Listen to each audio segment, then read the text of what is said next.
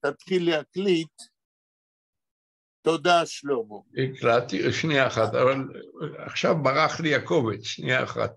לא, עכשיו התחלת להקליט ואנחנו מתחילים גם בלי הקובץ. רק רגע. לא, אני מתחיל. אוקיי, בסדר. תמצא. היום אנחנו יום חמישי, ה-12 בינואר, אם אני לא טועה.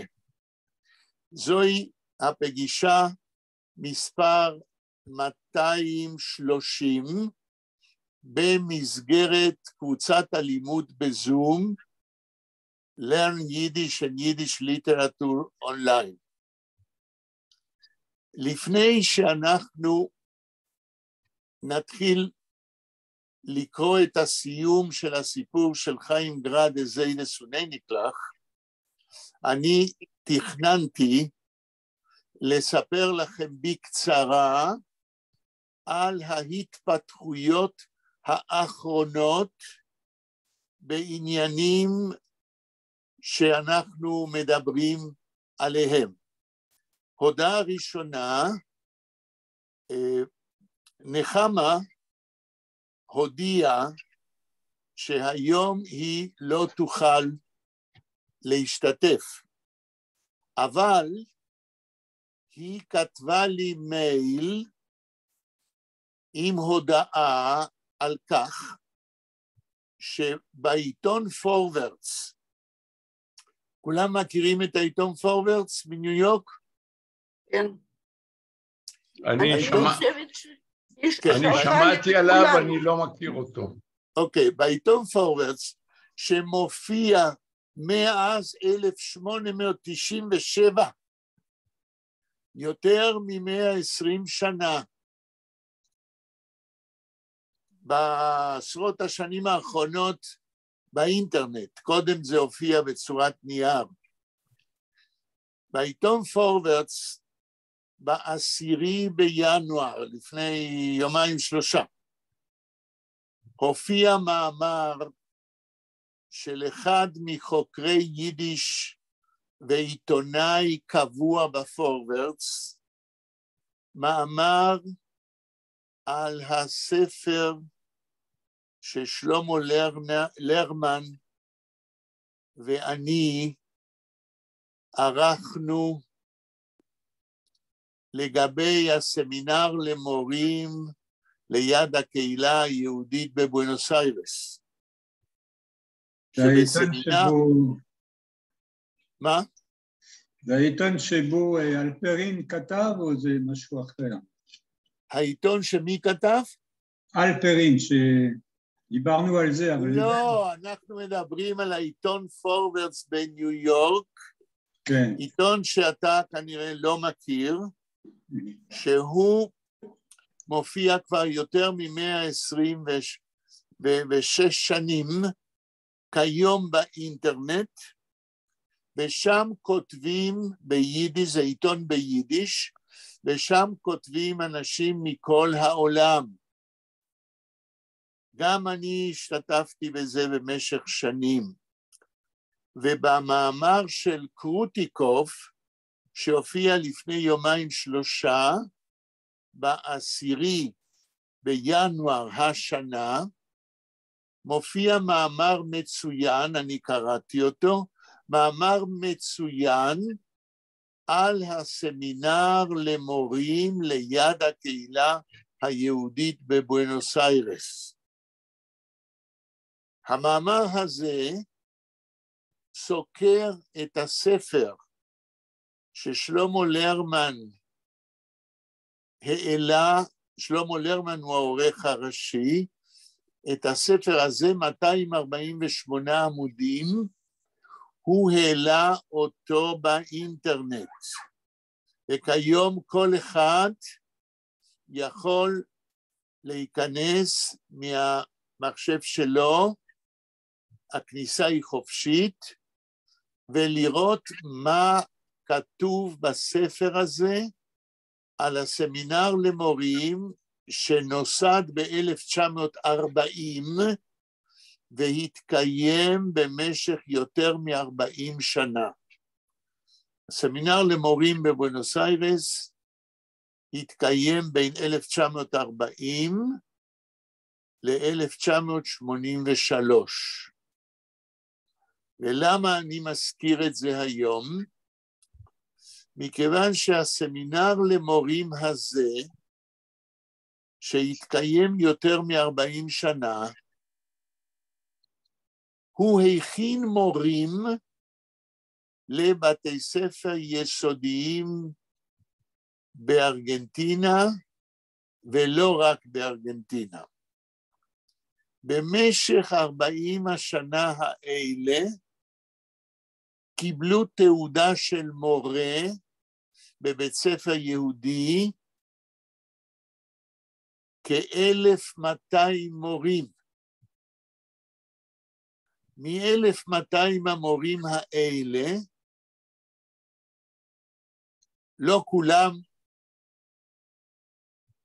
עבדו או עובדים כמורים, אבל רבים מאוד הפכו למורים בבתי ספר יהודיים בארגנטינה, בפרובינציה, בבואנוס איירס, גם בחוץ לארץ, גם במדינת ישראל. לפי האומדן, כשליש מאלה שגמרו את הסמינר למורים הזה, קרוב ל-400 איש עלו למדינת ישראל. והדבר הזה לבד מעיד שהסמינר למורים, ביחד עם גורמים רבים אחרים, היה גורם מדרבן שדחף לעלייה למדינת ישראל.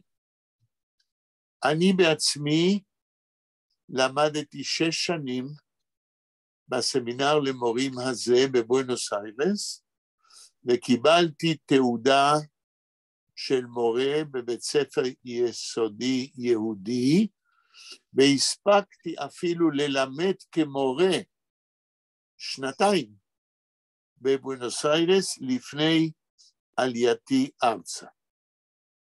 הספר הזה מורכב ממחקרים על החינוך היהודי בארגנטינה, והרוב הוא בנוי מזיכרונות שכתבו אלה שלמדו בבית הספר למורים הזה, בסמינר למורים, ליד הקהילה בבואנוס איירס. איך היה בנוי הקוריקולום של בית הספר למורים הזה? קודם כל, כדי לקבל תעודה של מורה בבית ספר יהודי, אדם צריך ללמוד בין 6 ל-7 שנים. זאת אומרת, זה לא איזה חפלפ, אלא בית הספר הזה היה בית ספר ברמה של בית ספר תיכון, כמו שקוראים לזה, נורמל, שמכין מורים, איפה שהתלמידים כל שנה שמעו במשך כ5 שעות, יום יום, קורסים במקצועות שונים במדעי היהדות. לכל קורס כזה היה מורה מומחה נפרד. אני כשלעצמי הייתי כנראה התלמיד הצעיר ביותר כשנכנסתי לסמינר, הייתי בן 11, ושמעתי במשך 6 שנים קורסים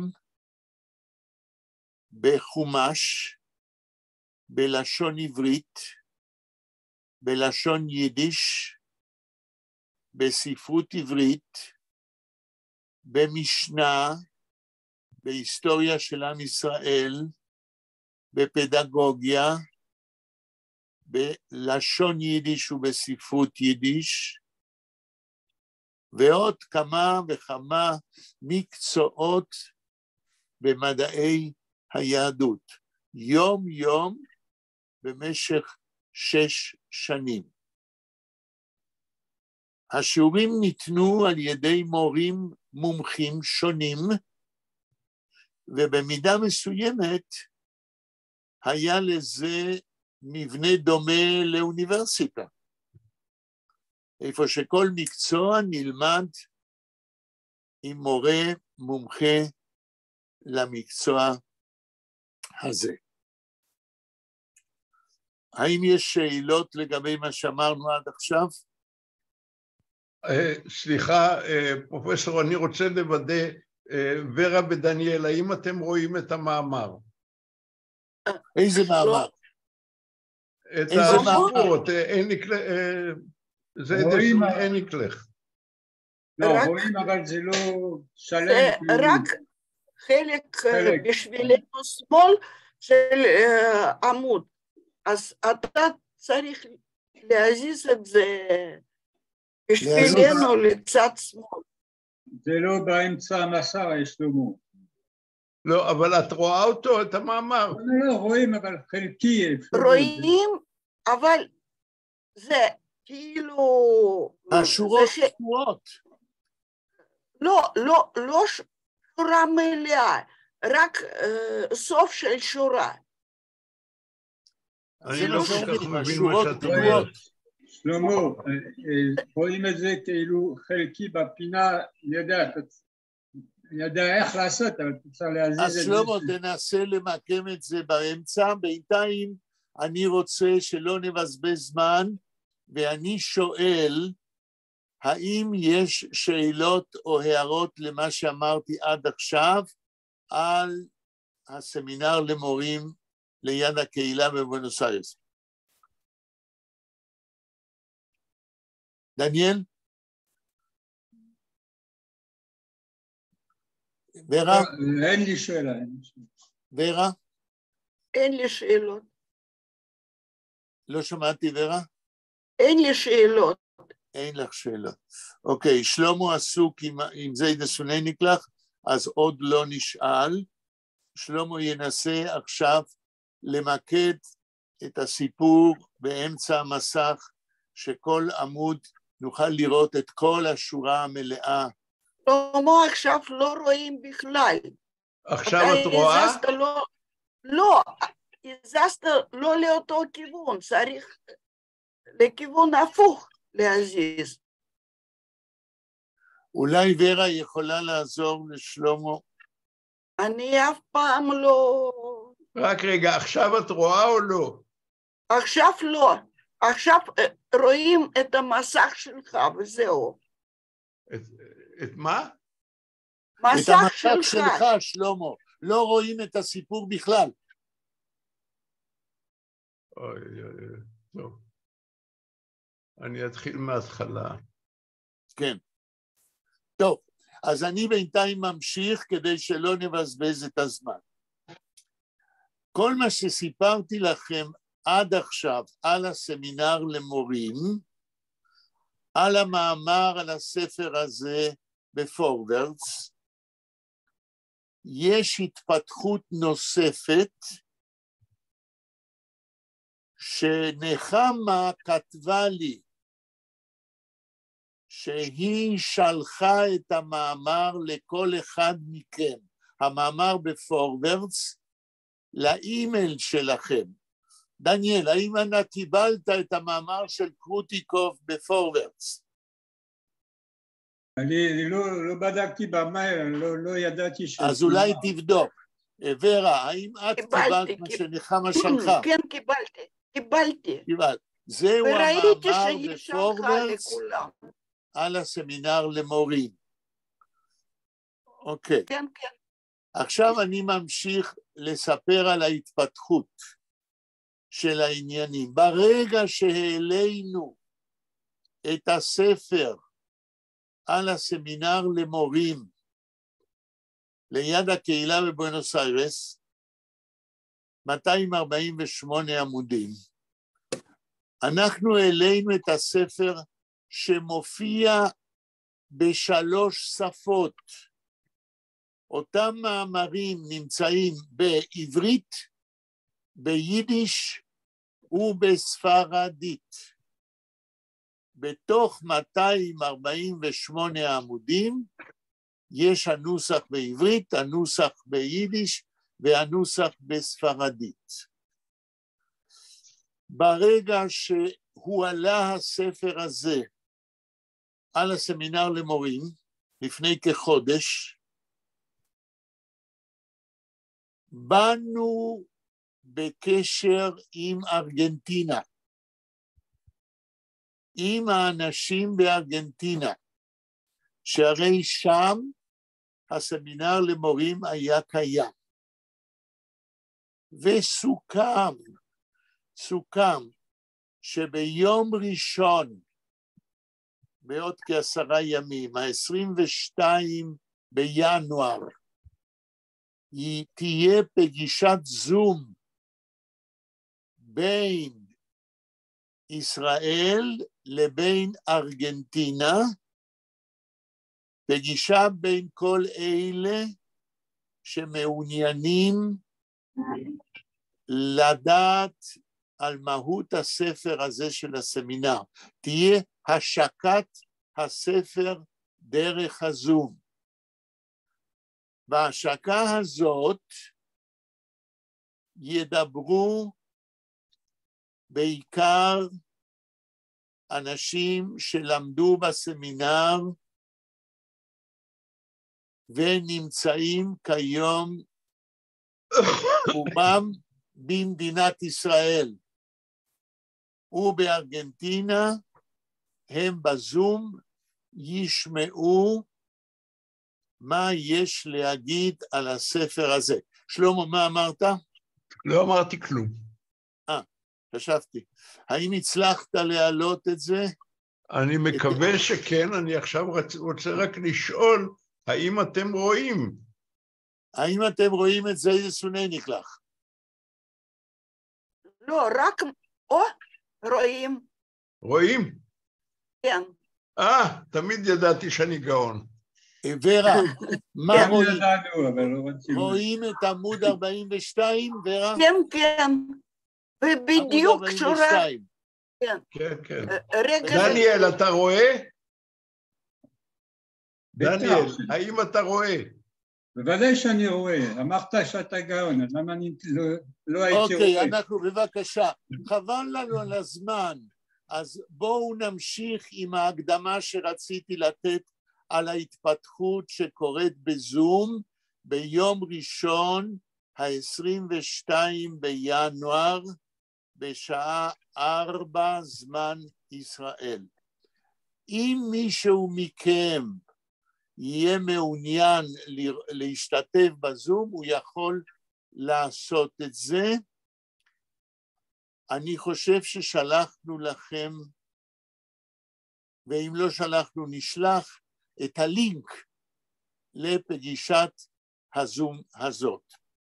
החשיבות של הפגישה הזאת והחשיבות של השקת הספר הזה היא בכך שהסמינר למורים ליד הקהילה היהודית בבואנוס איירס הוא היה מוסד שהתקיים יותר מ-40 שנה, הוציא מתוכו כ-1,200 מורים לבתי ספר יהודיים, ולא היה ואין כדוגמתו עד היום בעולם.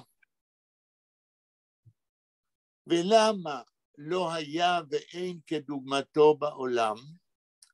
מכיוון כפי שהסברתי קודם, בסמינר למורים הזה, בעיקר למדו אנשים מגיל 13 עד גיל 18, והם למדו את כל מקצועות מדעי היהדות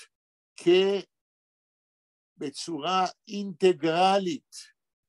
לא הייתה העדפה לא לספרות עברית, לא ללשון יידיש, לא לחומש, לא להיסטוריה של עם ישראל. כל המקצועות האלה לימדו אותם בסמינר למורים באותה דרגה של חשיבות ושעות שהקדישו, וגם למדו תנ"ך, נביאים וכתובים, ומקצועות פדגוגיה, שהרי אלה שגמרו היו צריכים להיות מורים. זאת אומרת שאם אני מדבר באופן אישי, אני בשנים הפורמטיביות שלי, בשנות ההתבגרות שלי עד גיל 17, קיבלתי חינוך יהודי אינטגרלי, איפה שכל מקצועות היהדות היו שווה ערך. לא היו שם העדפות אידיאולוגיות. העם היהודי למד חומש. העם היהודי למד נביאים וכתובים, העם היהודי למד ספרות עברית ולשון עברית, למד ספרות יידיש ולשון יידיש במשך המאה ה-20, למד. הסמינר למורים הזה היה גם מיוחד בגלל דבר שאין כבר היום, ולא יכול להיות היום. כל המורים בסמינר הזה היו מורים מומחים שהיגרו ממזרח אירופה לפני מלחמת העולם השנייה לארגנטינה, והם למדו להיות מורים במקצועות של מדעי היהדות בווילנה ובוורשה ובמזרח אירופה. זאת אומרת, אני וכל אלה שלמדו שם בבואנוס איירס, זכינו לקבל תורה מיהודי מזרח אירופה שניצלו מן השואה, כי היגרו לארגנטינה לפני מלחמת העולם השנייה. ככה שהסמינר למורים הזה היה במידה מסוימת טרנספלנטציה, היה העברה של תרבות החינוך היהודי ממזרח אירופה לארגנטינה. כיום המורים האלה כבר לא בחיים, אבל אנחנו התלמידים שלהם זכינו לקבל מהם מעין המשכיות של התרבות היהודית והחינוך היהודי מלפני מלחמת העולם השנייה. יש שאלות, הערות? כן, אבל בכל זאת שואל אם המורים האלה, אני מניח שיש כאלה שלא היו כזה, איך להגיד את זה, קרוב למסורת היהודית, אישי אני מתכוון, אולי הם היו יותר בכיוון של הומניזם או משהו כזה, או כל התנועות האלה. לא, לאו דווקא, אלה היו מורים שנולדו במזרח אירופה, שבאו מכל השכבות של העם היהודי, כן? היה לי מורה שעוד מעט אגיד עליו משהו, המורה גרינבוים, הוא לימד אותנו תורה שבעל פה, והוא לימד אותנו למשל פתגמים הלקוחים מן התלמוד. היה לנו מורה למשנה, כן? שאני מניח שהוא לא היה אדם חילוני. ההנחה שלך נדמה לי לא נכונה. היו כל מיני סוגים של מורים. היה לנו מורה לתנ"ך שהיה דוקטור לפילוסופיה, כן? וכתב דוקטורט על פילוסוף גרמני. אלה היו מורים ברמה אינטלקטואלית גבוהה ביותר. כן. שלמה, יש לך שאלה, קומנטר בעניין שאמרתי עכשיו? אני רוצה לומר לך שאני שומע את מה שאתה אומר ואני משווה את זה למה שקרה אצלי, אז כן. אני מוצא אותה תופעה. גם המורים שלי היו אנשים איפה? תגיד איפה, שלמה. איפה היו המורים שלך? בירושלים. יפה, הלאה. המורים שלי בירושלים היו מבחינת הפוטנציאל אקדמיים מכוננים. כן. זאת אומרת, כל אחד מהם היה יכול להתקדם בסולם האקדמי, נכון. אילו אפשרו לו, אילו המציאות הייתה מאפשרת לו. כן. וזה לא קרה בגלל שהמקומות היו מועטים, והם נכון. נתפסו על ידי אנשים עם אולי יותר טובים מהם, ואולי אנשים עם יותר קשרים. עמוס עוז מבכה את העובדה שאביו לא קודם מספיק, נכון. בגלל כל מיני... ולכן אנחנו נהנינו מאנשים שהיו בעלי רמה גבוהה מאוד, ואני לא יודע אם זה אישי עקבות, אני מקווה שזה אישי עקבות. אין ספק שזה משאיר. אמרתי לפני כמה זמן שאני גאון, אז זו הייתה פליטת פה. לא, זו הייתה ברוח טובה. עכשיו תראה, דבר אחד שכחת להגיד, אני מסכים לכל מה שאתה אומר, אבל האם המורים האלה בירושלים היו ממזרח אירופה או נולדו כאן? לא, אחד מהם שהטביע עליי חותם גדול היה ניצול שואה שכל משפחתו הושמדה, כן. והוא נעבך היה קצת לא נורמלי, כן. אבל הוא היה אדם מאוד מאוד משכיל גם בתרבות המערב וגם היה מורה לתלמוד. והמורים האחרים שלך היו ילידי מזרח אירופה או לא? כולם היו ממזרח אירופה. זהו. אז מה שאתה אמרת היום, עכשיו, שהמורים שלך והמורים שלי בסמינר למורים, זה אותו סוג, ואני מסכים, אתה ואני זכינו לדברים שכיום האנשים הצעירים כבר לא יוכלו לזכות. המשכיות של התרבות הפדגוגית והחינוך ממזרח אירופה, וזה מאוד חשוב, ההערה שלך. אני רוצה ברשותך לספר לך משהו. בבקשה, אדרבה, לא רק לי. המורה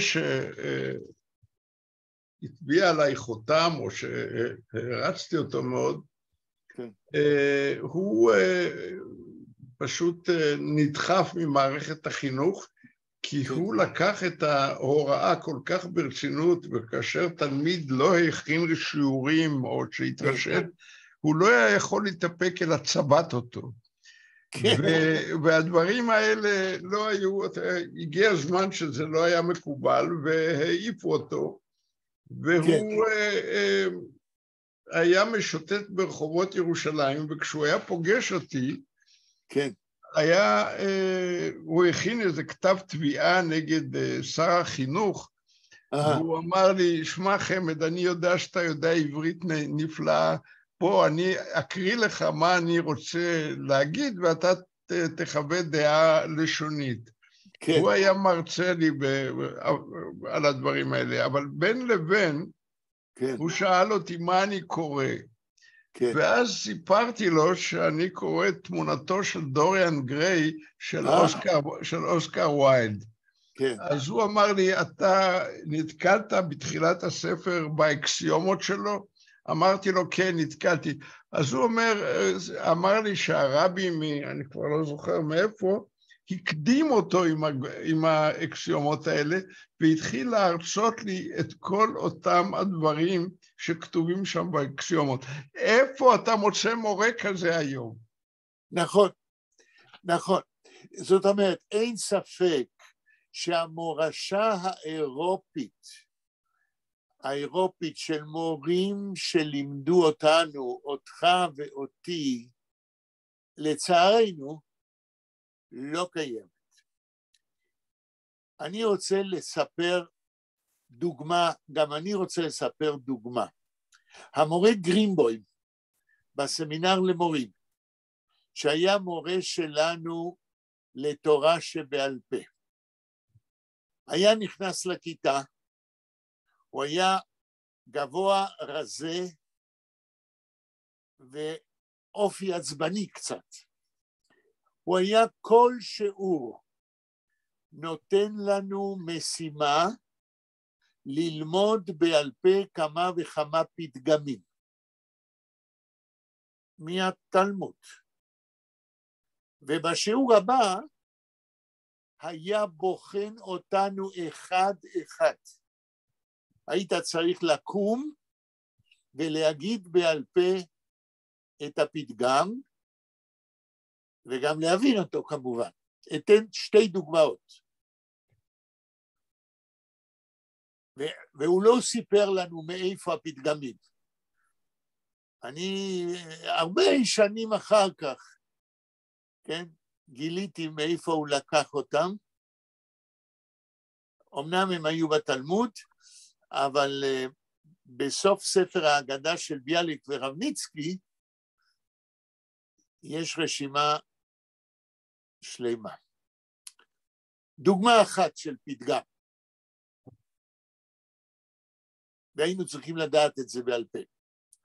איתה תחגוצה גחין ולחישלה, בארמית. מישהו יכול לתרגם? כן, אם אשתך נמוכה תתכופף אליה. ולחישלה, ותלחש. זאת אומרת, אם אתה גבוה מאוד מאשתך, אל תדבר מלמעלה למטה. תתכופף ותדבר לה אל האוזן שהיא, אל תנהג כאיזה אדון שמוריד את הדברים מלמעלה למטה. אני מכיר את זה בצורה קצת אחרת. איתה תחגוצה הכין לי, אם אשתך נמוכה תתכופף אליה. כן, יש, האמת שאני בדקתי קצת בגוגל, ויש כל מיני נוסחים, יש עוד נוסחים. עוד דוגמה אחת, וכנראה ששלמה יכיר את זה, איסתרה בלגיינה קיש קריה. זה מאוד אקטואלי עכשיו. בדיוק. בוא תתרגם. מטבע בתוך קופסת פח מרעיש מאוד. כן, תפרש את זה. זאת אומרת, אדם שהוא ריקה, שהוא אין בו כלום, הוא מדבר בקול רם וצועק, ולא צריך לשים לב אליו. זאת אומרת, זה נעשה אקטואלי עכשיו, משום ששר החינוך הוא קיש. נדבר על האקטואליה, אבל אני רוצה להגביל למה הכוונה. זה פתגם, בכלל פתגמים זה דברים עם חוכמה.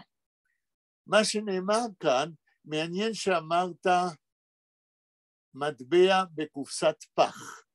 האמת היא שבמקור מדובר על מטבע אחד בכד. מטבע בודד בכד, קיש קריה, מרעיש. זאת אומרת, אדם שאין בו חוכמה, והוא יודע אולי רק דבר אחד, כן, מנופף עם זה לכל הכיוונים ועושה רעש. אדם שהוא מלא וגדוש ידע, קופסה או כד שהוא מלא וגדוש מטבעות, לא מרעיש בכלל, מכיוון שאין מקום להשמיע, מכיוון שהכל מלא. איך תרגמת לגין? איך תרגמת לגין? לגין, איך תרגמת? במקור מתרגמים את זה בכד. מטבע איסתרה, שזה כנראה, לא יודע, אולי מיוונית, מטבע בודד בכד, כן? שהרי... אני רוצה לומר לך, אני פשוט הייתי מוטה, היה פעם מפעל לקופסאות פח בחיפה, שקראו לו לגין. באמת? כן. אז הם לקחו את זה מתוך הארמית. ולכן תרגמתי עכשיו את לגין כקופסת פח, כי ככה הייתי בטוח שצריך לתרגם. לא, אולי טעיתי. לא טעית, אלא גם אני הייתי הרבה שנים אומר בקופסת פח, כי איך זה מרעיש, אבל מכיוון שהפתגם בא מתקופת התלמוד, שם מדובר במקורות, לגיינה הכוונה לכד, כן? אז לא היו קופסאות פח. והבאתי את הדוגמה של המורה גרינבוים, א', שהוא לימד אותנו ללמוד בעל פה. ועובדה שמה שלמדתי לפני 68 שנים, כן, זכור לי עד היום. דרך אגב, אם אנחנו מדברים על האקטואליה וכמה הדברים האלה רלוונטיים, אני שומע בשבועות האחרונים ויכוחים מטופשים ברדיו, שאומרים במסגרות חינוכיות, מה זה הדבר הזה ללמוד בעל פה? מי צריך את זה? התחילו אפילו, כן, לכפור, אם אפשר להגיד כך בעברית, בצורך וביעילות של לימוד בעל פה. והרי לימוד בעל פה היה האלף בית של השינון, גם בחדר וגם בחינוך יהודי בעבר, ואני מניח שגם דניאל, גם שלמה וגם ורה יסכימו שלימוד בעל פה של טקסטים הוא עוד אלמנט אחד שעוזר בחינוך. נכון, דניאל? דניאל? ורה? אצלנו זה היה נפוץ מאוד. נכון. אפילו במתמטיקה למדנו הרבה דברים בעל פה. אז היום אפילו במדינת ישראל... במתמטיקה. זהו. גם בספרות אני בכלל... כן. אז היום במדינת ישראל אפילו מערערים על זה. לדעתי זה מעיד עד כמה שכאשר בראש משרד החינוך עומד גנרל, ככה אנחנו נראים. שלמה, מה אתה אומר על הלימוד בעל פה? הרי אתה הוכחת לנו כמה שאתה זוכר דברים, הודות שלמדת בעל פה, נכון? אני למדתי בעל פה, ואני זוכר גם הרבה דברים בעל פה, ואני גם מתגאה בזה שאני זוכר בעל פה, אבל לפני שאני עונה לך, תן לי להגיד לך שהסתכלתי עכשיו באינטרנט מה זה לגין. אז יש לזה, יש פה מדור באינטרנט שאתה פותר תשבצים, אז ביקשתי פתרון למילה לגין. אז הם אומרים לי ככה, בשתי אותיות זה כד, בשלוש אותיות זה, אני כבר לא, וזה קופסה וכל מיני דברים כאלה, הם לא מזכירים את העניין של קופסת פח דווקא. ודאי שלא. אז אני מצטער שאני הטעיתי את הסיפור. לא, זה בסדר, גם אני טעיתי בזמנו. כן, אבל העיקרון של אותו פתגם ידוע. אולי ניתן עוד דוגמה של פתגמים, שאנחנו היינו צריכים ללמוד בעל פה בסמינר למורים.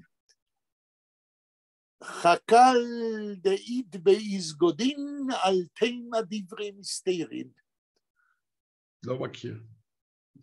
חקל מחקלאות, שדה, דאית באיזגודין, בשדה איפה שיש גבעות, אל תימה דברי מסתירין, אל תספר סודות. זה ממש ביטחון שדה בשביל צה"ל. בשדה שיש גבעות, אל תדבר סודות, מכיוון שהאויב יכול לשמוע. אבל זה כבר אנחנו מוצאים את זה בתלמוד. כן.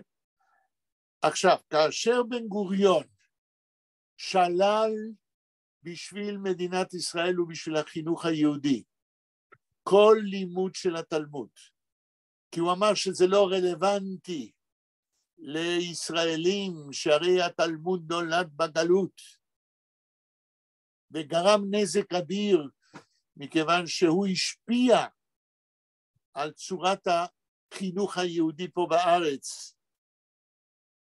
ועד היום, תלמוד זה לא בדיוק מקצוע שמלמדים בתיכון.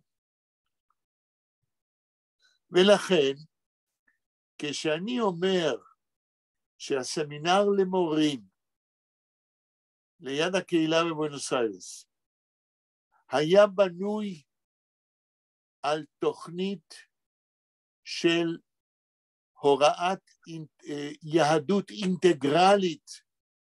הכוונה היא שכל מקצועות מדעי היהדות הם חשובים לחינוך היהודי בימינו. בן גוריון פסל את זה. וזוהי אחת התוצאות הרעות. הוא גם פסל יידיש. ואנחנו רואים מה קורה בימינו. החינוך במדינת ישראל הוא לא אינטגרלי. החינוך במדינת ישראל נגוע באידיאולוגיה כזאת או אידיאולוגיה כזאת, עד אשר משרד החינוך ואלה העומדים בראשו לא יבינו מה זה חינוך יהודי אינטגרלי, אנחנו נהיה צרות יותר חמורות מדור לדור.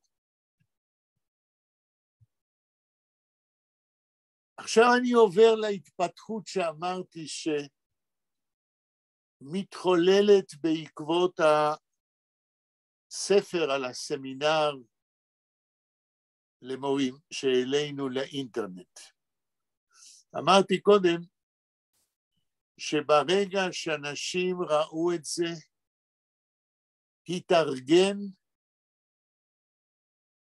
התארגן פגישה בזום, התארגנה, שהיא תתקיים ביום ראשון עוד כ10 ימים, ה-22 בינואר, ב-4 אחרי הצהריים זמן ישראל. בגלל שהיינו 4 אורחים של הספר, העורך הראשי שלמה לרמן, וגם אני, וגם דוקטור חווה רסקו פרסטי, שגמרה את הסמינר, הייתה מורה בסמינר הזה בארגנטינה, עלתה לארץ ואפילו הספיקה לנהל את הסמינר הזה כמה שנים לפני שהוא נסגר.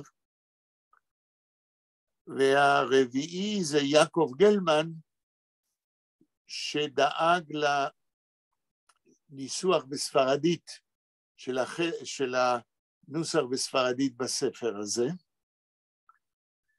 ויעקב גלמן כיום הוא בבואנוס איירס, אבל הוא היה מנהל של מחלקת המוזיקה בספרייה הלאומית בירושלים.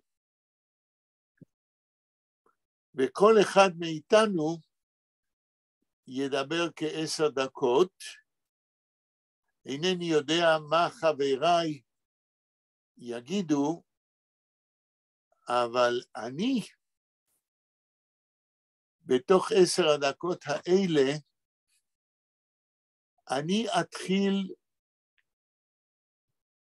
במשהו שהוא בלתי צפוי.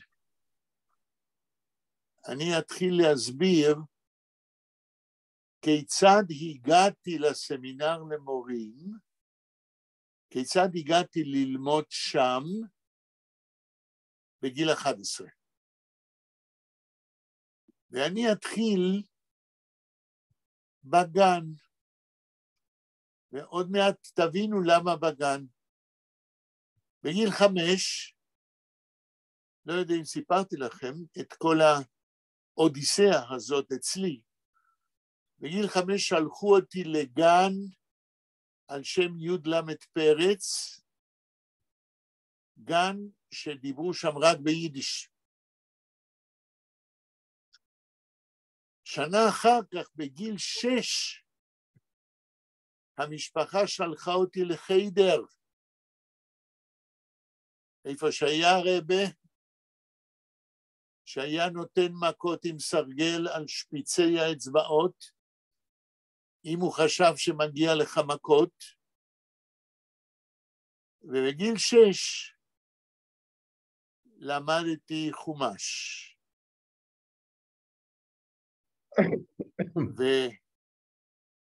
ודוגמה איך היינו לומדים בחדר. ויאמר הוד גזוקט, אדוני גורנישט. למה אדוני גורנישט? מישהו יכול לנחש? דניאל? אסור להגיד את השם. ולכן אומרים גורנישט. אל צו, מוישה מוישה. גורניש זה שלילי בכל זאת. מה אתה אומר? אני שואל, גורניש זה שלילי, אז שלמה אומר, לא אומרים את השם. גורניש זה לא שלילי. גורניש זה כלום. זאת אומרת, לא מתרגמים. כן? גורניש יכול להיות שלילי, אבל זה לא, התרגום המילולי של גורניש זה כלום. וכלום זה לא חייב להיות שלילי. כן? אוקיי. בגיל 6 אמרתי, שלחו אותי לחדר, למדתי שנה שלמה בחדר. בגיל 7, משפחתי, הרי אני לא יכולתי להחליט לאן אני הולך. בגיל 7, המשפחה שלי שלחה אותי לבית ספר על טהרת העברית, ששם למדנו, עברתי לכיתה ב' בגלל החדר, כיתה ב', והכל למדנו בעברית. ונדמה לי שגם בגיל 8 נשארתי שם. בגיל 9, המשפחה שלחה אותי שוב לבית ספר יידישיסטי על שם י' פרץ, לכיתה ג'. בגיל 10, זה הכל נכון, כן? אני לא ממציא שום דבר. זה מהביוגרפיה שלי. בגיל 10, שלחו אותי לתלמוד תורה. בבואנוס איירס הייתה כל הקשת של החינוך היהודי, גם בתי ספר דתיים, גם בתי ספר חילוניים, גם בתי ספר יידישיסטים, גם בתי ספר אברהיסטים. תלמוד תורה זה היה בית ספר חרדי של לימוד מסורתי, ששם אתה לומד תורה בעברית. המורה שלי היה הרב קוגיאלסקי, רב חרדי שההסברים שלו, של החומש, היו הסברים ברוח התרבות החרדית. ואני כנראה לא קניתי כל מה שהוא אמר, שמעתי, התנהגתי יפה, אבל כנראה לא מצאתי חן מספיק בעיניו.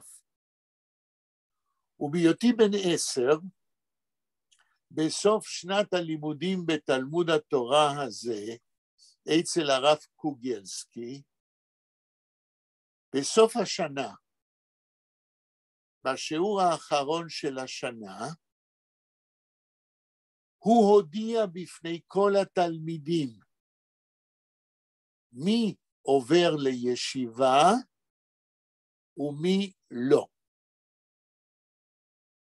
ועל אלה שהוא הודיע שהם לא זכאים לעבור לישיבה, הוא אמר את זה בפני כל התלמידים. הרב קוגיאלסקי שכח את תלמודו כרב. הרי שכתוב במקורות, נוח לו לאדם להפיל עצמו לכבשן אש בוער,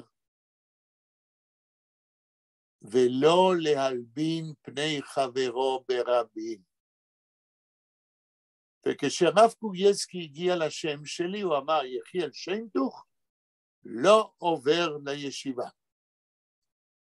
Okay? הלבנת פניי ברבים. זה שהייתי בן 10 זה לא משנה. לא דיבר איתי, לא דיבר עם הוריי, סתם הכריז. וגסותו הזאת ניכר היה לראות אותה בבן שלו שלמד איתי. הבן שלו בהפסקות היה משתולל בצורה מפחידה. וגם היו לו, ואני זוכר את זה עד היום, פנים מאוד לא סימפטיים, מאוד פראיים, הבן. אני לא התרגשתי מזה, והאמת שכ35 שנים אחר כך שאלתי את האמא שלי, כבר פה בירושלים, תגידי לי אמא, למה כל שנה שלחתם אותי למערכת חינוך יהודית אחרת בבואנוס איירס? והתשובה שלה הייתה, מיני ובי, רצינו שתדע קצת מכל דבר. זאת אומרת, גישה של חינוך אינטגרלי. כל מקצועות היהדות, שאי אפשר היה להשיג בבואנוס איירס, כי כל בית ספר היה סניף של זרם חינוכי נפרד. ואז רשמו אותי בגיל 11 לסמינר למורים, והתקבלתי מיד, מכיוון שהיה לי רקע יהודי אינטגרלי. למדתי חומש ולמדתי עברית, והתקבלתי ישר לשנה הראשונה. הייתה שנת הכנה. על זה דילגתי. כן. נדמה לי, אינני חושב,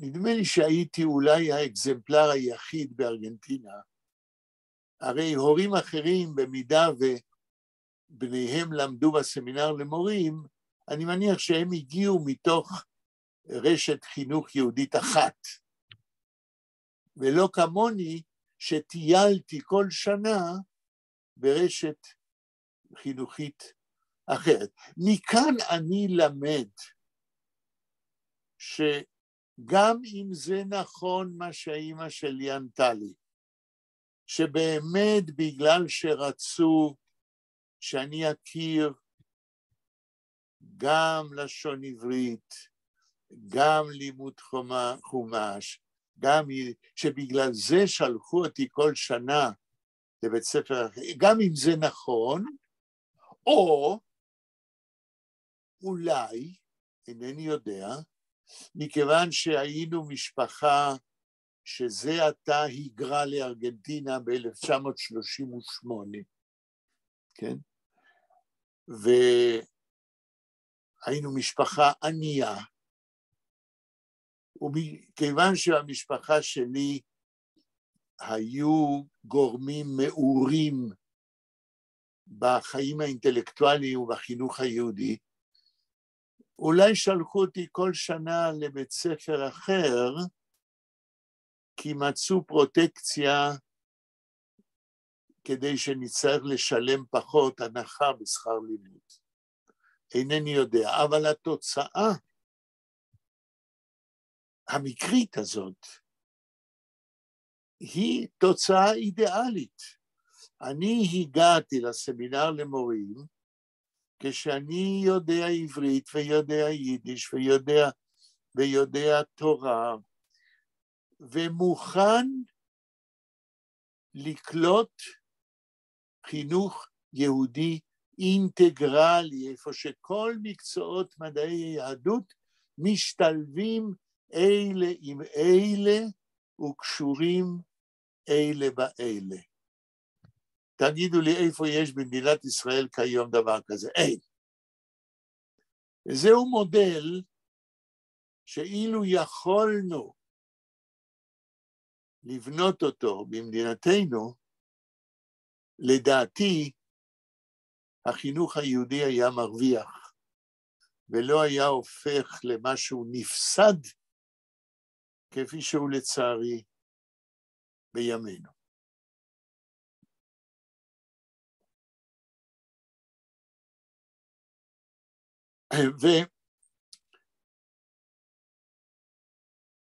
ולפני שאנחנו עוברים לזייד סוני נקלח, בסיכום, אם אין לכם לינק לאותו יום ראשון, כשיהיה הזום, אם מישהו ירצה, אני אדאג לשלוח לכולכם את הלינק. לסיכום, יש שאלה, קומנטר, לפני שאנחנו עוברים לזייד סוני נקלח. לי יש קומנטר. כן, בבקשה. ניסיון איתך, בגיל הילדות שלך, היה טוב מאוד, וזה באמת נתן לך אפשרויות להתקדם טוב בחיים. אבל כן. לדעתי זה לא מתאים לכל ילד. כן. יש ילדים רגישים מאוד, ולהעביר מבית... כן? לא שומעים. לא שומעים אותך, ורה. להעביר? ורה, סגור אצל המיקרופון? מה? ורה? את מתנתקת. זה אינטרנט שלי לא בסדר, אז נפסיק. את הפסקנו לשמוע אותך, כשאמרת שזה לא מתאים לכל ילד, כי להעביר וזהו, כן. כן. מה רציתם? כן. אוקיי, יש ילדים שהם רגישים מאוד, שיש להם פסיכיקה, מערכת עצבים,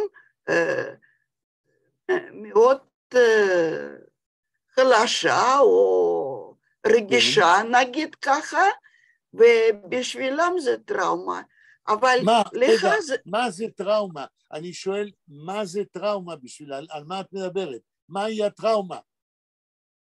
פשוט, אם ילד יתרגל לאנשים, לחברים, וזה, להעביר אותו למקום אחר, זה ממש קשה לו, כי הוא מאבד את חברים וסביבתו, וזה קשה, זה לא מתאים לכל אחד.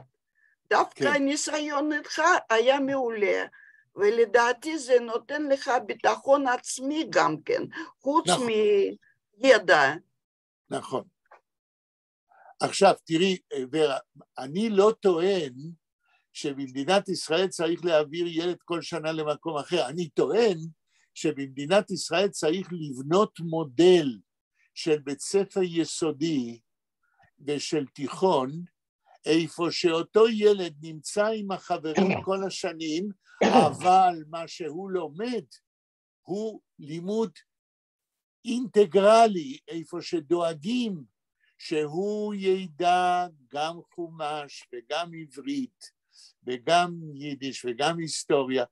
על זה אני מדבר, שהמודל של החינוך היהודי, לאור מה שקרה איתי, אולי צריך לבנות מודל חינוכי משוכלל אינטגרלי יותר. בסדר? אני מסכימה, רק שצריך להוסיף גם, לדעתי, לימודי ליבה, מתמטיקה ואנגלית. כן, כן. עוד מישהו רוצה להגיד משהו? נדמה לי שבתקופה הזו זה היה נהוג בכל מקום וכל, לא רק בארץ ישראל, אלא גם בחוץ לארץ, כי היה איזשהו חינוך כללי, שבן אדם, אפילו אם הוא לא היה דתי, היה בכל זאת מעוניין אולי ללמוד תנ"ך ודברים כאלה, כאשר היום זה כבר לא ככה. שאלה, אני שואל, אבל אתה חושב. אתה אמרת זה היה נהוג, מה היה נהוג? שמה? אתה אומר שכנראה זה היה נהוג, מה זה הזה הזה? מה היה נהוג? שלא היה חלוקה כמו היום, דתי, לא דתי, וכל מיני, לא משנה מה, פוליטי, ובשביל, ככה אני מבין, אולי אני טועה, שאנשים לא היו מתייחסים לחינוך בצורה כזו, אלא שזה, יש דברים שזה נהוג ללמוד, כדוגמה התנ"ך, שזה הפטרימון, שזה הרכוש היהודי לכולם, לומדים וזהו, ככה אני חושב, היום יש... לא, מה שאני טוען, גם בעבר החינוך היהודי היה סקטוריאלי, אני מדבר על דגם אינטגרלי, הלימוד הסקטוריאלי, החינוך היהודי הסקטוריאלי, זה מה שצריך לשנות, זה קיים גם היום וזה גם היה קיים בעבר. לבנות חינוך יהודי איפה שכל מקצועות מדעי יהדות יש להם ייצוג, זה לא היה קיים ולא קיים. כן, עוד מישהו רוצה להגיד? אז אנחנו עוברים לזי וסוני מקלח. שלמה, בבקשה. את חטאי אני מזכיר, אני לא זוכר איפה סיימנו, אבל ורה, את אמרת שאת זוכרת. אולי ורה תגיד לנו בעמוד 42. כן, כן, בדיוק, דיסקיינים חובן אפס. איזה שורה מלמעלה או מלמטה? אני רואה, 1, 2, 3, 4, 5, 6, 7 שורות מלמטה.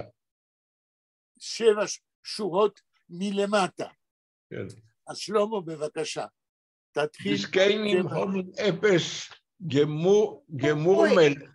סליחה, אני טעיתי. צבעי בחורים, זה יותר למעלה. תגידי איזה משפט.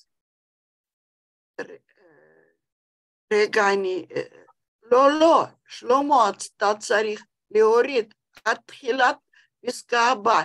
פה, צבעי בחורים. אוקיי. Die zwei Bachurim sind zurückgefahren in Yeshiva gleich noch Lag BaOmer.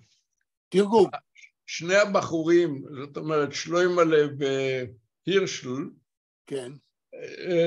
sind zugefahren, הם נסעו חזרה לישיבה, in ישיבה, נסעו חזרה לישיבה, gleich noch Lag BaOmer, מיד אחרי ל"ג בעומר. יפה, תמשיך. beim Gesegnen sich. Beim Gesegnen sich haben die Jungeleit gewünscht die Skenim. Gewünscht die Skenim. תרגום. Bei Gesegnen sich. לא יודע מה זה. sich גזגנן להיפרד. לפני שהם נסעו, הם נפרדו מהזקנים. beim Gesegnen sich, בזמן הפרידה, die haben Jungeleit gewünscht die Skenim. הם Jungeleit gewünscht die Skenim. gewünscht זה לברך. לא gewünscht. gewünscht, זה מה שכתוב. לא, אין, עוד פעם, beim Gesegnen sich, איזה מילה יש אחרי sich? יונגלייט. אחרי sich לא כתוב יונגלייט. sich haben die Jungeleit gewünscht die Skenim. כתוב gewünscht עם נון סופית?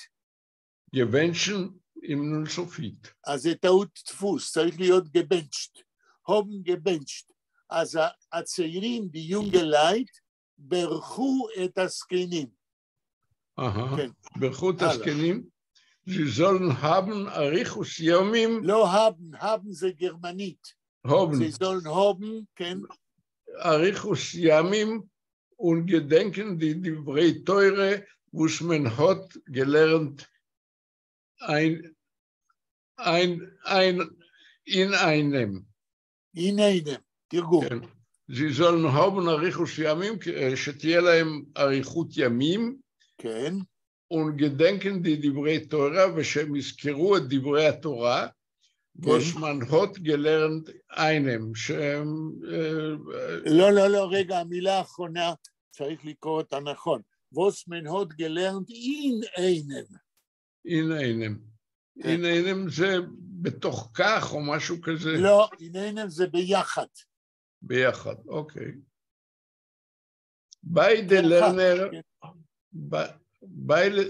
Lernen haben sich abgegeben החשבון. אז man Tor die Balebotim nicht wünschen Nachas von Kindern, weil אוקיי, עד פה. רגע, עד פה. beide Lerner, שני הלמדנים, כן. haben sich abgegeben החשבון. שני הלמדנים נתנו חשבון. abgegeben החשבון, שמו לב. כן? שמו לב. למה abgegeben החשבון זה שמו לב? כי הם הסתכלו על הזקנים והכירו אותם ועשו חשבון שאם הם יגידו שיהיה להם נחת מהבנים, הם ידעו שאין להם נחת, אז שמו לב שלא צריך לברך אותם בברכה הזאת. אז מנטור די בלבטים ניט וינשן נחס פון קינדר. אז מנטור זאת אומרת שמותר לבעלי... לא, כתוב מנטור ניט. כן, מנטור די בלבטים ניט, שאסור לברך את בעלי הבתים, נכון. או לאחל להם נחת פון דה קינדר, נחת מהילדים. נכון. והדיסקיינים, סליחה? למה אסור לברך אותם שיהיה להם נחת מהילדים? ורה? מה את אומרת? כי הם ידעו שילדים שלהם לא למדו תורה ולא מתכוונו לחזור ללימודים. כאילו הם היו כבר חילונים. כן. דניאל, מה אתה אומר? למה אסור לאחל לזקנים שיהיה להם נחת מהילדים? כן, אני חושב שזה פחות או יותר מה שאני גם הבנתי. כן, בסדר. תמשיך, שלמה. Weil die Skenen hoffen nicht mehr, als bei sehr Leben werden die Kinder noch Tshuva tun. רגע, לא ברור לי שלא חסרה מילה. תקרא את זה עוד פעם. weil die Skenen hoffen nicht mehr. hoffen nicht mehr. אוקיי, תתרגם. בעוד שהזקנים מפני שהזקנים. סליחה? מפני שהזקנים, לא בעוד שהזקנים, מפני אסור לאחל להם נחת מהילדים, מהבנים שלהם, מפני שהזקנים hoffen nicht mehr als bei sehr Leben. hoffen nicht mehr. איך תתרגם hoffen nicht mehr? אין להם יותר. hoffen, לא hoffen. כתוב הופן, מה זה הופן ביידיש? מי יכול לעזור, ורה? הם כבר לא היה להם תקווה. אין להם תקווה, הופן זה לקוות. הזקנים לא מקווים יותר, בסדר שלום? אינם מקווים יותר, אז בייזר לבן שבחייהם הם, נכון, wenn die Kinder noch תשובתון, הילדים יעשו, זאת אומרת, עדיין יעשו יחזרו תשובה. בתשובה. כן. וזוהי הסיבה שגרדה אומר, למה אסור לאחל לזקנים שיהיה להם נחת מהבנים שלהם, כי הלומדים, הצעירים הבינו שהזקנים כבר לא מקווים שהבנים יחזרו בתשובה. אז איזה נחת אפשר לקבל מבנים שהתרחקו מיהדותם ולא יחזרו בתשובה. כן. עוד משפט שלמה. היום אתה החזן שלנו, כן. אני רוצה לגמור את הסיפור, כן. יש, אפרופו פתגמים, יש פתגם שאומר שהמבקש בינה מחזנים צודה דגים בין אבנים. מה הוא עושה? המבקש בינה מחזנים, מה עוד? צודה דגים, זאת אומרת צד דגים בין אבנים, במקום במים. זאת אומרת, אין סיכוי שתמצא בינה בין חזנים. נכון, ולמה אתה חושב הפתגם הזה? כי לחזנים יש שם רע, נכון? כי ביידיש אומרים חזונים זה נאורים, זאת אומרת חזנים הם טיפשים. נערונים, לא נאורים אלא נערונים. נערונים. נכון. ומה עוד? הרי בפולקלור היהודי חזנים הם נחשבים לאנשים שליליים. אולי הם יודעים לשיר יפה, אבל הם אינם אנשים אדוקים ביותר, או אינם אנשים חכמים ביותר. Okay? ואולי פעם צריך לשאול אם יש מחקרים מאיפה זה בא. הדעה השלילית על חזנים. Okay? אני בטוח שגם בספרות וגם בפולקלור יש המון מקורות המדברים על הצד השלילי של חזנים. אני חושב שזה, אפשר לפתור את זה בכלילות בסתם. תראה, למשל, החלמאים, חלם הייתה עיר ואם בישראל וגם עיר חכמה עם בתי מדרש. בכל זאת, כשאתה בא ואתה אומר חלמאות או אתה מזכיר את חלם, זה עיר של טיפשים. כן. אבל צריך להעיר למה שאתה אומר, שאם אני לא טועה, היו שני חלם. היה חלם במערב אירופה, והיה חלם במזרח אירופה. האבא של טובה אשתי, כשהם עזבו את העיירה שלהם באוקראינה, והתחילו לנסוע לקראת הגירה לארגנטינה, בדרך הם הגיעו לחלם, בחלם במזרח אירופה. ואבא של טובה סיפר לנו איזה עיר נחמדה, כמו שאתה אומר, כן? ואיזה אנשים נחמדים, בכלל לא כמו בפולקלור. אבל יש עוד חלם שזה במערב אירופה. אבל העניין עם חלם, מבחינת תולדות הפולקלור, גם אצל היהודים וגם אצל הלא יהודים, אומרים, וגם יש מחקרים על זה, שבכל עיר, בכל עם באירופה יש עיר של טיפשים. כן? למשל, אצל היוונים, ביוון, הייתה עיר של טיפשים שקראו לה אבדרה. אבדרה. ומה היו מביאים כדוגמה למה תושבי אבדרה הם טיפשים? היו מספרים שכאשר אחד מאבדרה ביוון שוחה בנהר ומתחיל לרדת גשם, אז שוחה בנהר עם הראש מחוץ למים, כדי לא להירטב כשיורד גשם, אז הוא צולל לתוך המים, כדי לא להירטב.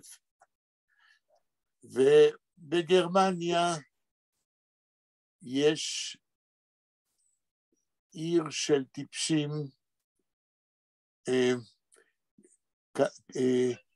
כרגע שכחתי את שמה, זה עיר מפורסמת, כן? נדמה לי ששמה היה שופלוך, אם אני לא טועה, וגם אצל יהודים. אמרתי פעם, אני לא יודע אם זה נכון, שהביטוי שלמיל, שזה בן אדם טיפשי, לא, סניל זה אדם זקן. לא, שלמיל.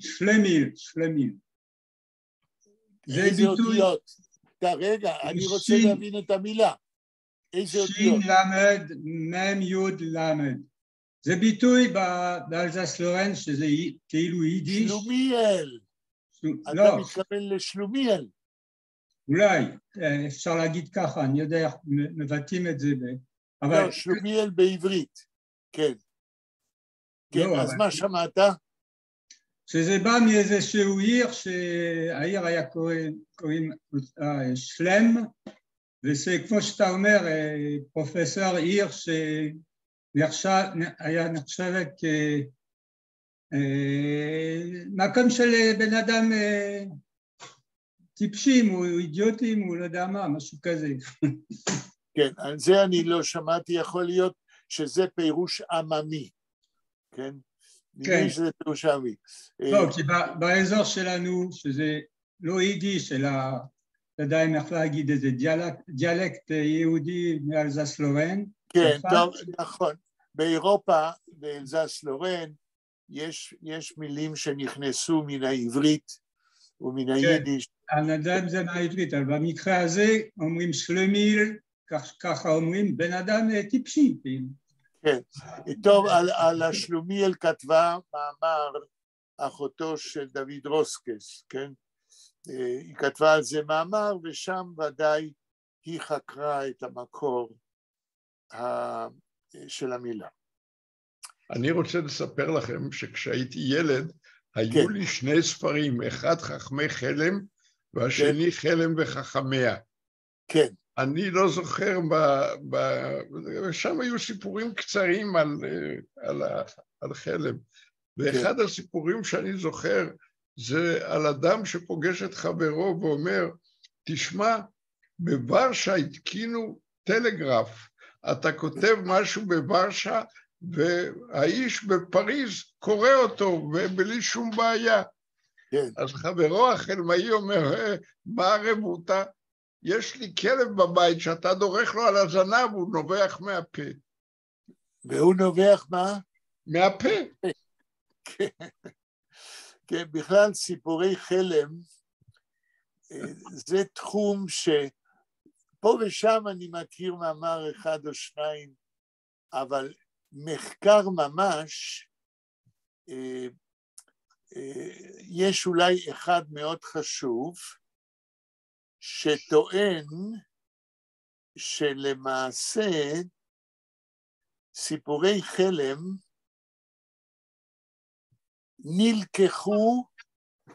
נלקחו מסיפורי טיפשים בגרמנית, כן? סיפורי טיפשים בגרמנית שעברו עיבוד ביידיש במאה ה-18. יש בגרמנית ספר שנקרא ללבוך, והוא תורגם ליידיש, אם אני זוכר, במאה ה-18, כן? וזה אחד המקורות של סיפורי חלם. זאת אומרת, כל העניין הזה, זה עניין של פולקלור בינלאומי שהתגלגל לתוך יידיש עם התאמות יהודיות. בבקשה, שלום, המשפט הבא. סליחה על הבורות, מה זה חלם, מה המילה?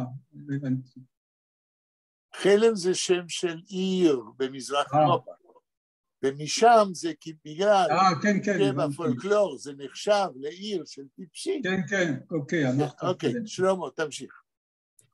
Wenn die gute Menschen euch sehen, wie man wollt von die alte Leitger abgelacht, der Iluischer Schleumale hat bei die Balebatim gebeten Mechile für sein Hastigkeit. Tomer hat beim Sagen dem Shiur Arois gewesen Akpode. Arois gewesen? Akpode, הקפדה, כן. עד פה.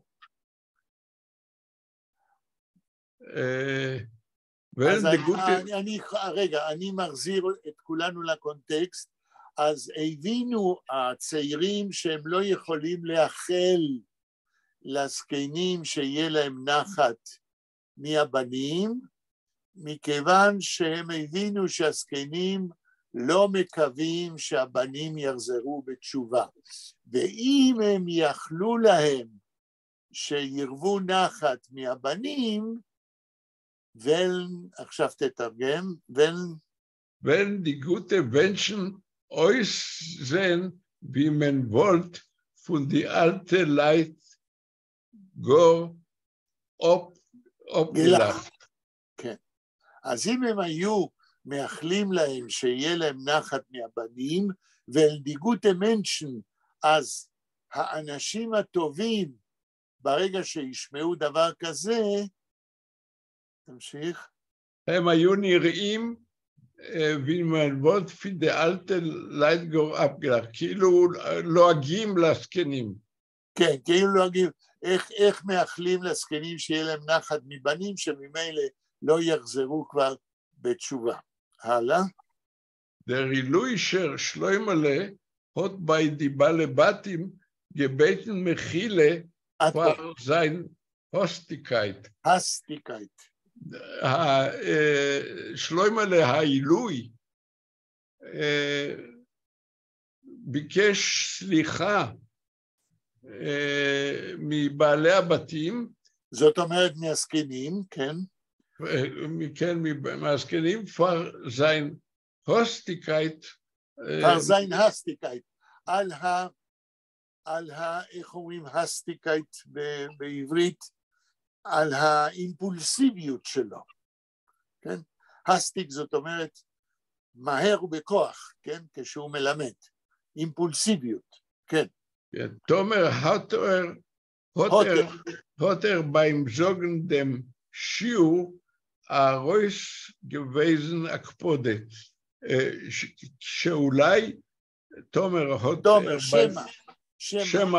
שמה הוטר בזוגן דם שיעור, שמה בהגידו את השיעור, הוא כאילו מראה הקפדה. כן.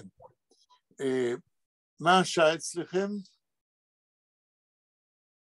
יש עוד 4 דקות. 4 דקות. אז עוד משפט אחד. Euch Hirschele hat sei übergebeten. Gam Hirschele hat sei übergebeten. הוא כאילו התחרט. לא, übergebeten ביקש סליחה.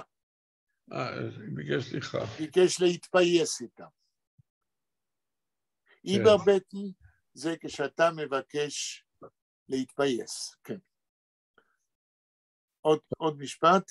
עוד kein verübel nicht Raboisoi, was wir bleiben nicht mit Eich, mir allein dürfen noch Arebe.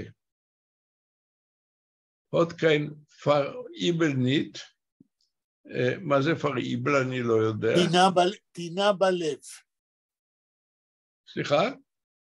טינה בלב, אל תהיה טינה אצלכם בלב. אל תיחסו עלינו.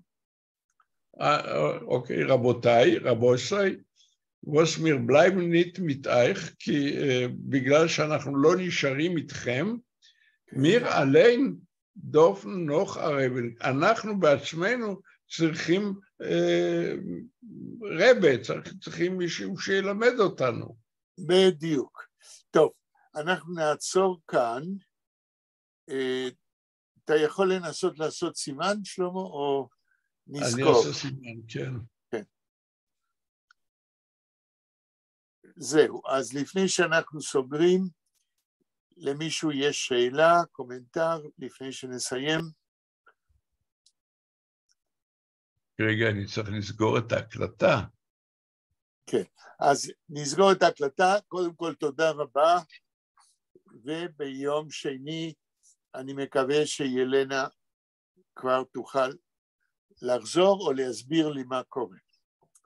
ממשיכים ב5:30? אנחנו ב5:15, כמו תמיד, נכנסים וב5:30 מקליטים. אז תודה רבה ולהתראות.